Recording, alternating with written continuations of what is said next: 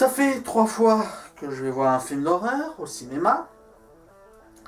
Ça fait 3 fois que je tombe sur un public de merde, qui est de pire en pire.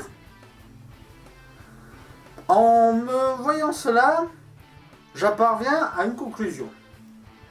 Le film d'horreur, ça attire le gogol. Blague à part, je vais procéder encore à une évolution des critiques. Cette fois-ci, étant donné que je veux toujours conserver l'aspect ressenti brut du film, mais que je ne peux pas continuer éternellement à faire des critiques un peu hésitantes où je bute sur mes mots, j'ai décidé d'emporter ma caméra quand je vais au cinéma et de me faire un petit récapitulatif du film, un petit ressenti vraiment brut, parce que cette fois-ci, je sortirai à peine du film, pour ensuite le recopier et pouvoir le jouer, mais de manière propre, pour mes critiques. Comme ça, ce sera du ressenti brut, mais propre. The Visit, donc, film de M. Night Shyamalan, scénarisé par M. Night Shyamalan, produit par les films Blinding Age Pictures et Blumhouse Productions. Avec comme acteur, alors là je suis désolé, je suis obligé de m'aider parce qu'il n'y en a aucun de connu. Alors, Catherine Hahn, Ed Oxenbould, Benjamin Keynes, Erika Lynn Marzalek et Peter McRobbie. Voilà. Donc, film qui raconte la visite d'enfants chez leurs grands-parents que leur mère n'a pas vu depuis 15 ans suite à une violente dispute pour une histoire d'homme, etc. Je suis partagé. Je suis partagé sur ce film. Objectivement, je ne peux pas dire qu'il est mauvais. Mais je ne peux pas dire qu'il soit bon. C'est-à-dire qu'il y a beaucoup de choses intéressantes, beaucoup de choses bonnes, mais il y a quand même des choses assez mauvaises qui gâchent tout. Alors commençons par les bonnes choses. Alors déjà, le concept original pour le coup, que ce soit aussi bien dans le synopsis de base que dans la trame scénaristique. Quelque chose qui n'a pas beaucoup été exploité. Les vieux, ça n'a pas beaucoup été exploité dans le film d'horreur, et pourtant, Dieu sait que ça peut être quelque chose d'assez effrayant. Le scénario... Bon, le twist final, en tout cas, est excellent. Alors, je vais essayer de moins spoiler possible, mais s'il y a bien un point pour lequel vous devez aller voir ce film, c'est le twist. Parce que vous ne le voyez jamais venir, et pourtant, il est logique. Un peu comme le twist de Enragé, en beaucoup mieux, faut le admettre. Pour ce qui est du reste, on échappe à certains clichés du film d'horreur, comme quoi, en fait, ce ne sont pas des gens isolés, c'est juste des gens qui habitent dans un village. Alors, le village est un peu paumé, mais il ne contient pas que des psychopathes, c'est juste les vieux qui sont maboules. Pour ce qui est des moments de tension, bien. Franchement bien. Il y a des moments de tension que j'ai trouvé extrêmement intéressantes. Alors malheureusement, pas pendant tout le film, ce qui fait que quand on a des gogoles dans la salle, ça piaille. Mais les moments de tension qui apparaissent sont assez intéressants. J'en ai retenu 4, dont la scène finale. La scène finale à moitié, mais je vous expliquerai pourquoi. Alors, on a quand même la scène de cache-cache qui est super au niveau tension.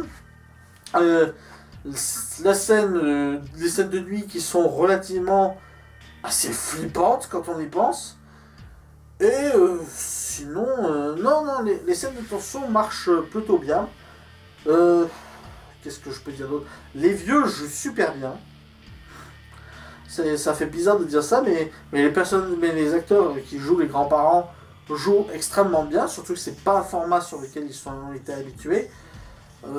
Encore une fois, le fan footage fait des merveilles, quoique c'est pas vraiment un fan footage, mais j'y reviendrai. À part ça, non, rien, j'ai trouvé le film sympa, du coup, tout ce qui est côté horreur, surprise, tout ce qui est aussi twist, même concept, ça passe, c'est très bien. Par contre, c'est le reste qui ne va pas. C'est-à-dire, alors, Premier point qui me fait souci pour moi, les enfants. Mon Dieu. Ça doit être les personnages d'enfants les plus abrutis que j'ai jamais vus.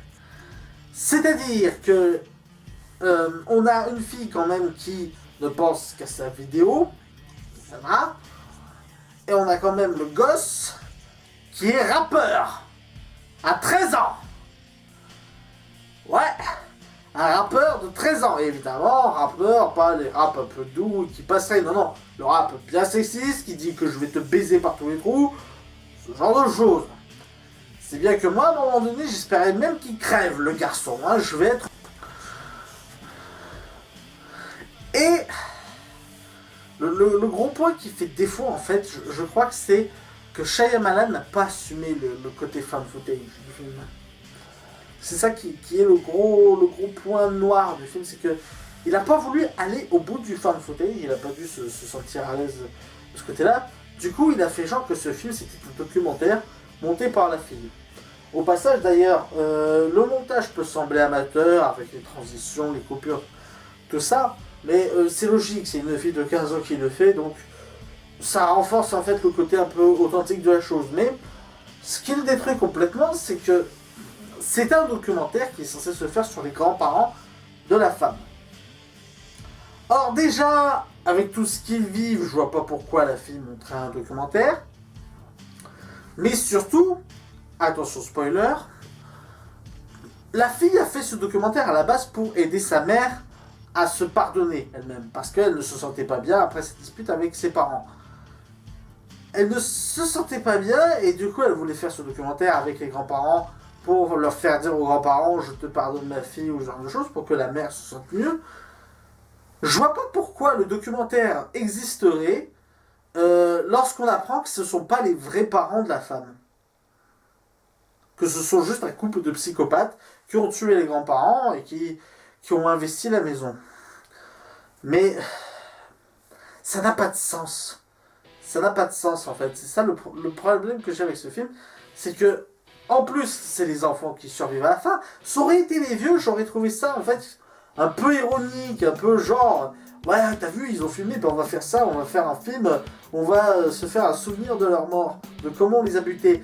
Ça aurait été intéressant. Malheureusement, c'est les enfants qui viennent à la fin. La séquence où ils sortent après leur tourmente, où ils ont tué les deux vieux. T'as la fille qui avait parlé d'une musique pour faire tout ça ironique et qui le fait dans la vidéo. Et à la fin, tu vois en plus le garçon te sortir un rap sur ce qu'il a vécu. Non. Je suis désolé, non. Ça ne va pas du tout. Ce sont des enfants qui ont vécu quand même une semaine passée aux côtés de psychopathes. De psychopathes qu'ils ont dû tuer. Ils ont vu des cadavres, oh putain. Tu te mets pas à réaliser un documentaire, tu te mets pas à relater ce qui t'est arrivé dans cette maison, si ce qui t'est arrivé est assez traumatisant. Ça n'a pas de sens. Tout simplement. En plus, bon, bah, il y a des mini-points que je reproche. À un moment donné, ça tourne. En fait, le truc aussi qui est assez chiant, mais est-ce que c'est plus la faute du public que du film? Je ne sais pas. Je dirais plus par rapport au public, personnellement. Mais c'est vrai que ce film est axé sur les jeunes, donc c'est plutôt au réalisateur de prévoir ce genre de réaction.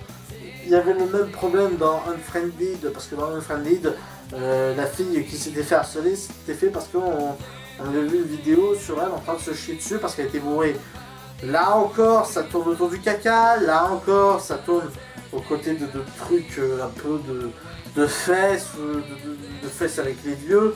Du coup, forcément, ça fait rire la salle, du coup, forcément, l'attention part, quoi. Et c'est dommage, parce que des fois, c'est ce genre de scène qui intervient juste après la tension qu'il avait bien réussi à créer. Je vois la scène de cache-cache, par exemple. Alors, sûrement, toute la scène, tu flippes ta race, parce que tu sens qu'il y a un truc qui va pas. Mais à la fin, quand tu vois la vieille montrer son cul à la fin, ça te casse tout, ça te casse tout. C'est dommage, je trouve, et ça n'apparaît pas. Tout rôde autour de ces... de ces trucs qui vont faire rire les gens, qui vont leur sortir de l'attention. Un film d'horreur, c'est pas censé te sortir de l'attention. Un film d'horreur, à partir du moment où il a commencé, il faut surtout pas qu'il se relâche. C'est le gros reproche que je fais au film d'horreur le plus récent. Et tu prends Halloween par exemple, de John Carpenter, quand lui il te fait un film d'horreur, dès qu'il a commencé l'attention ne te lâche pas d'une miette, quoi. Et le problème c'est que ce film se relâche trop. Ce film va sur des thématiques, alors des fois ça va te provoquer des moments de tension assez angoissantes, mais ça va ensuite partir sur des trucs où au mieux tu vas rire, au pire tu vas trouver ça lourd, mais qui ne sont pas effrayants. Et enfin, dernier point qui m'a saoulé, les réactions des enfants. Alors j'avais déjà un peu évoqué ce point parce qu'ils étaient cons, mais ils ont des fois des réactions, c'est le haut niveau, tu vois, c'est vraiment le niveau où tu vois les enfants qui ont des réactions totalement stupides.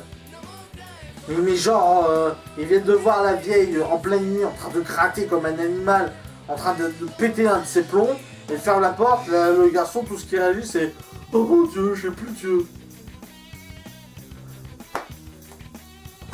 Tu viens de voir ta grand-mère avoir un comportement bizarre, moi je sais pas, j'appelle des flics, je me dis qu'il y a quelque chose qui va pas, ce genre de choses, ça me fait flipper. Non, ça vous dit rien? La flip, non, sur un film d'horreur? Voilà, bon bah, que dire, comment conclure ceci? C'est pas un mauvais film, c'est pas un mauvais film. Très honnêtement, ce serait malhonnête de dire ça. Mais c'est très moyen. C'est très moyen comme film, il y a trop de choses qui le gâchent. Et ça plombe un peu le film. Dommage. Dommage parce que honnêtement, le concept aurait été très bien. Il aurait juste fallu que Shyamalan assume le concept found footage jusqu'au bout, qu'il rende ses personnages enfants moins cons, et qu'il aurait tenu des sujets un peu plus sérieux, ça l'aurait fait, je pense. Très honnêtement. Malheureusement, ça ne le fait pas. M. Night Shyamalan, le réalisateur qui, un temps en tout cas, fut le réalisateur d'excellents films et qui chuta aux enfers. Certains disent qu'il a commencé à réaliser des mauvais films à partir de La jeune fille de l'eau, d'autres à partir de Signe, d'autres à partir de Le village, d'autres à partir de Phénomène. Certains même diront qu'il n'a jamais réalisé de mauvais films, mais que c'est le public qui est trop con pour entrer dans son univers. Et évidemment, c'est là où vous vous demandez où je me situe dans tout ça. Pour être tout à fait honnête, même s'il y a des films que je n'aime pas, comme Le Village ou Le Dernier Maître de l'Air, je ne peux pas dire que ce soit un mauvais réalisateur. Pour moi, M. Night Shyamalan, c'est comme Tim Burton. C'est-à-dire que ce sont des réalisateurs qui ont leur propre style, leur propre façon de réaliser, leur propre univers, leur propre façon de voir les choses. Seulement là où Tim Burton me fascine toujours, M. Night Shyamalan, des fois, me perd. Mais attention, je comprends très bien ceux qui adorent ces films et ceux qui adorent son univers. Et je ne qualifierai pas ces films de mauvais uniquement parce que je ne peux pas y rentrer dedans. C'est comme ça, c'est à cause de ce genre de propos que je hais certaines personnes qui ont critiqué Tim Burton. Pour ce qui est de ces films, Praying with Hunger, Éveil à la vie et Phénomène, je ne les ai pas vus, donc je ne peux pas juger. Sixième Sens et Incassable, des tueries à aller voir. La jeune fille de l'eau, Phénomène et Signe, très injustement critiqués. Honnêtement, donner leur chance à ces films, ils méritent vraiment pas le bâchage qu'ils ont pris. Surtout la jeune fille de l'eau qui n'a absolument pas mérité ses Razzie Awards. Et Le Village, décevant, j'ai pas aimé. Et Avatar, le dernier maître de l'air. Alors soit je reste politiquement correct et je dis que je m'a fortement déplu, soit je dis ce que je pense et c'est une grosse merde. Alors Shyamalan, comme je vous le disais, c'est un réalisateur qui a son propre univers. D'abord, c'est un réalisateur qui n'aime pas tout nous donner. Il va nous faire des films dans lesquels on va devoir se poser des questions. dans lesquels on n'aura pas toujours toutes les réponses. Par exemple, est-ce que les extraterrestres étaient vraiment en train de nous envahir? Est-ce que ce sont vraiment les plantes qui ont provoqué la maladie? Pourquoi ce film est mauvais? En général, soit il nous laisse sans réponse, soit il nous met les réponses à quelques minutes de la fin. Ce qui constitue la deuxième marque de fabrique, les twist ending. Ça n'est pas dans tous ces films, mais en général, quand il amène un twist ending, c'est extrêmement bien amené. Sauf dans le village. Enfin, et c'est sur ce point que nous nous arrêterons, les personnages. Shyamalan, comme Tim Burton, a sa propre vision sur les personnalités que peuvent avoir les personnages, sur leur manière de réagir face à telle situation, la façon dont les émotions vont se manifester. Des fois, ça marche très bien, et des fois, ça ne marche pas du tout. Enfin, je ne pourrais pas vous faire la dissertation sur chacun de ces films, c'est prévu dans une autre émission qui arrive.